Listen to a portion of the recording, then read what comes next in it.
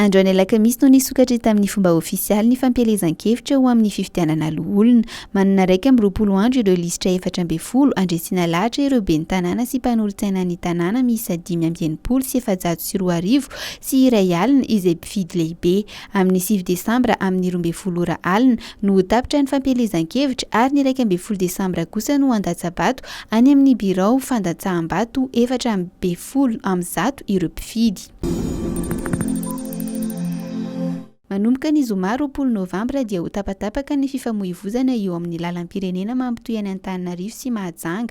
Isy lera voafaritra nefa izany fahatapahana izany mba ahafahan'ny mponina sy ny mpampiasa lalana mivezivezy eo ihany. Araka ny fandaminana napetraky ny ministera dia amin'ny 9 ora ka hatramin'ny 12 ora atoandro ka mitoy amin'ny 2 ora ka hatramin'ny 10 ora hariva ary amin'ny 9 ora alina no tapaka ny fifamoivoizana saingy mitoy kosa ivelan'ireo ora ireo.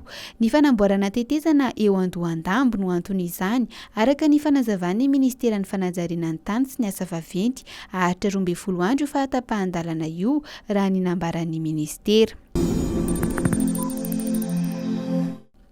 Letry 2,2 taona ihany no naondrana tany Eoropa tamin'ity taona ity raha toa ka 5,2 izany ny taona teo aloha. Ny hena eo amin'ny 20 isanjato eo araka izany ny varotra tamin'ity taom-pamokarana 22 ity. Azo lazaina fa tsaratsara kokoa noho ny teo aloha nefa ny vokatra noho ny fisian'ny rotsak'orana tsy tapaka nandritra ny taom-pampilena 22. Nanazava ireo mpanondrana letry fa anisan'ny antony mahatonga izany fihenana izany ny fihibohana any Eoropa amin'izao fotoana izao. Matahotra mantsy ny mpivarotra fa tsy hisy vidy ireo vokatra noho ny fihibohana ka izany no mahatonga azy ireo ampihana ny vokatra nafarana.